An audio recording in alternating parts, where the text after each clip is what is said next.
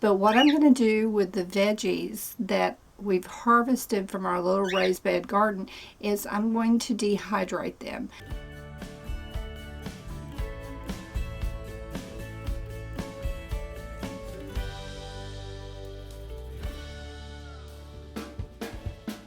The dehydrator is going to be sitting outside so that it won't generate heat inside of the RV and keep the air conditioner going. Our little air conditioner, we're just hoping it'll make it through the summer for us. So that's what I'm doing. Chopping these up coarsely so that I can use them for soups, casseroles. I'm going to chop some of my tomatoes up a little bit larger so I could use them like a sun-dried tomato and kind of homemade pizza. So I will have some tomato rings, some slices and some chops. You see, it's not a lot, so I'll show you how many trays I'll be able to put that on. Next, I'm going to do the squash, and again, I am not skinning my squash.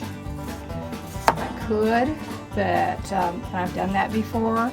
But with these little squash, I am not going to do that. They'll be great for casseroles.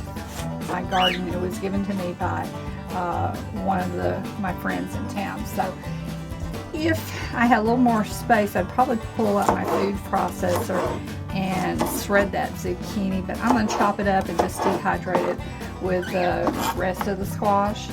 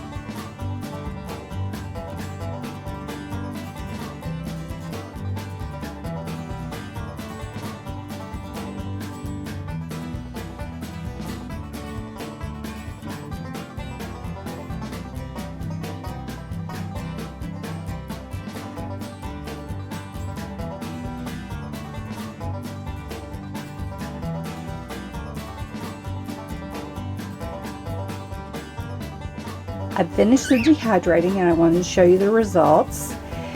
The yellow squash and zucchini, this is them. Okay, so you see how much they've dehydrated down to. Again, I'm going to use this for soups and casseroles. The tomato slices for fresh pizza, right there. And the coarsely chopped tomatoes. You'll notice that some of the coarsely chopped tomatoes are a deep or dark red, almost black. They're not burnt. I even did a taste test. Tastes the same as the ones that aren't. It's a different type of tomato. It was more thinly sliced, but when it's rehydrated in a soup or a casserole, it'll taste just fine. So I did do a taste test. The dehydrator I used is the NESCO Garden Master.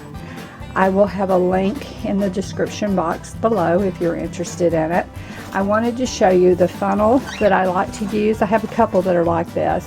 They're great for putting in your jars for when you're canning, when you're dehydrating.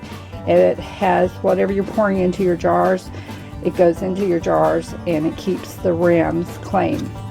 The other thing I wanted to show you are the different types of inserts you can put in your trays.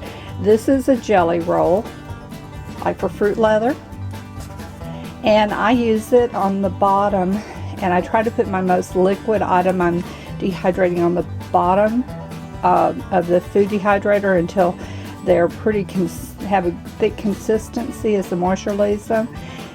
That way I'm not spilling it on the other veggies or fruits.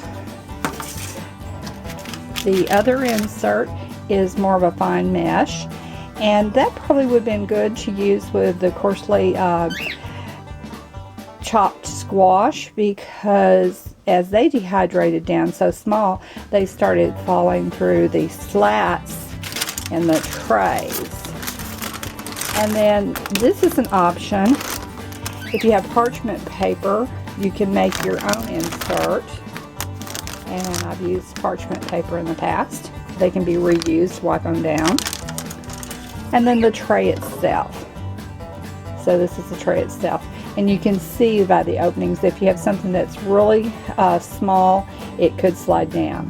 When I'm doing lots of different types of veggies, that any of the veggies that I've collected in the very bottom, I just gather them all up together, put them in one jar, and they're my mixed vegetables. So they are in a jar.